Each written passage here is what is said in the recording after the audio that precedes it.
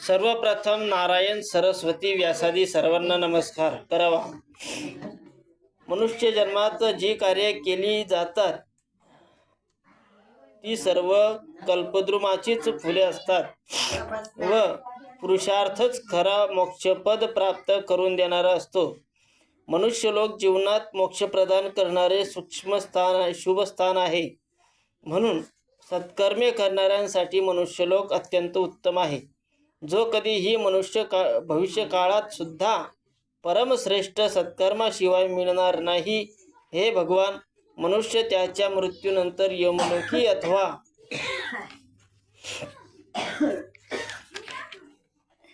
स्वर्गलोकी कसा पोहोचतो हे आपण मला कृपा करून सांगा. तसेच यमलोकापासून मुक्ती मिळवण्याचा मार्ग कोणता? तेव्हा भगवान म्हणाले की आत्मा अविनाशी आहे.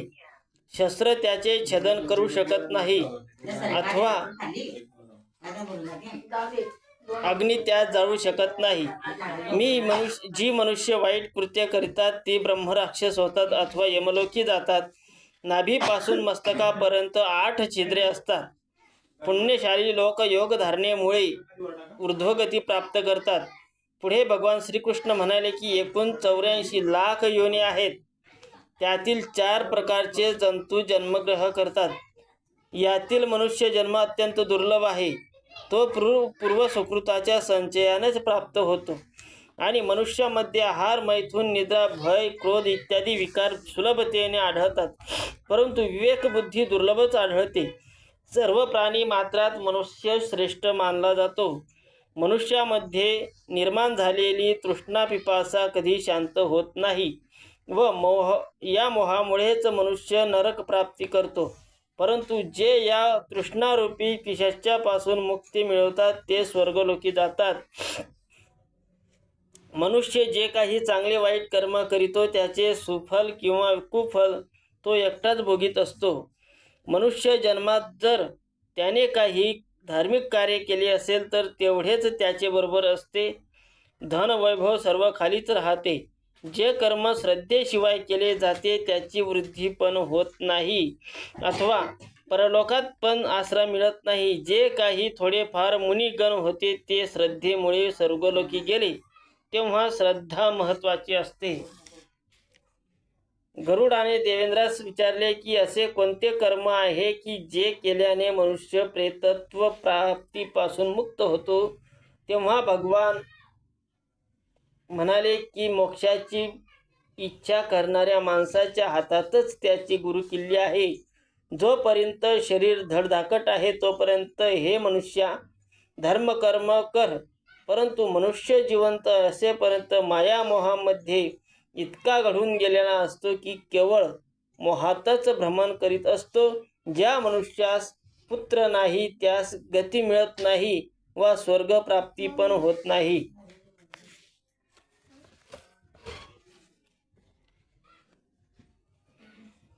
गरुडाने श्री हरीला विचारले की आपण स्वतः केलेल्या व दुसऱ्याने केलेल्या कर्माचे फळ कसे मिळते?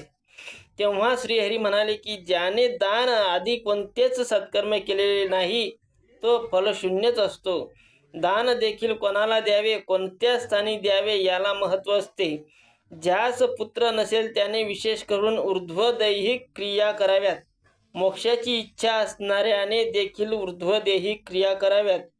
यज्ञकर्मे केल्याने देखील मोक्ष मिळतो. सर्व यज्ञात वृषयज्ञ उत्तम आहे. श्रीकृष्ण सांगतात, कार्तिकादी महिन्यात एखाद्या पवित्र स्थळी स्थित होऊन शुभ नक्षत्र व देवदेवादींचे अर्चन करावे. ग्रहस्थापना करून त्यांचे पूजन करावे. नंतर वृषाला वस्त्रालंकार अर्पण करून त्याचे पूजन करावे व प्रार्थना करावी की वृषोत्सर्गाच्या प्रभावाने या संसारातून माझा उद्धार हो. त्यानंतर विधीपूर्वक वृषोत्सर्ग करावा व श्राद्ध करून ब्राह्मणांना अन्नदान द्यावे. असे केल्याने मनुष्य मृत्यूनंतर यमपुरीचा कठीण मार्ग सुखाने पार करीतो. जोपर्यंत 11व्या दिवसाचे श्राद्ध आत्म्यास दिले जात नाही तोपर्यंत मनुष्य परलोकात उपस्थित राहूच शकत नाही. जो मनुष्य याचे श्रवण करतो त्याचे पापे नष्ट होऊन तो विष्णुलोकी गमन करीतो. गरुडाने मग विष्णूस विचारले की यमलोकाचा विस्तार व त्याचे महात्म्य या संबंधी मला निवेदन करा. तेव्हा श्रीहरी म्हणाले की मनुष्य लोकापासून यमलोकाचा मार्ग 86 योजना इतकाच आहे. मनुष्याचा मृत्यूस त्याने केलेल्या कर्मानुसार एखादी व्याधी निमित्त मात्र होते. समाधी सुक्तांचे पठनाने दाह कर्म केल्याने जो मुक्ती देणारा असतो. यममार्ग अत्यंत दुर्लभ असतो, परंतु पुण्यात्म्याबरोबरच मात्र यमदूत एखाद्या मित्राप्रमाणे आचरण करीतात. मृत शरीराची नंतर 3 प्रकारची दशा होऊ शकते. कृमी, वीट, भस्म. तेव्हा अशा क्षणभंगूर शरीराविषयी माणसाने अभिमान कशासाठी बाळगावा. नंतर क्रव्यादी नावाच्या देवाची गंधाक्षदांनी पूजा करावी व प्रार्थना करावी की मृत आत्म्यास स्वर्गात घेऊन जा, असे म्हणून होमामध्ये आहुती द्यावी. 10 दिवसापर्यंत वृद्धी पाळावी. ही सर्व कर्मे पुत्राने करावी. त्यानंतर प्रेतात्म्यास दीप, जल, भस्म प्रदान करावे, म्हणजे प्रेतात्मा आनंदित होतो. यमपुरीच्या मार्गावर यमदूतांकडून प्राणी पीडित होतो.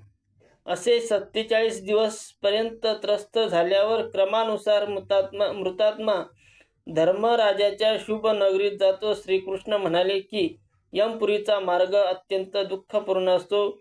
आत्मा तेथे तहान भुकेने व्याकुळ होतो व हा मार्ग सुटण्यासाठी दुःख करीतो. जो पुत्र स्नेहाने पिंडदान करतो त्याचे भक्षण करून आत्मा यमनगरीतून बाहेर पडतो. यानंतर यमपुरीचा त्याग करून प्रेतात्मा तप्त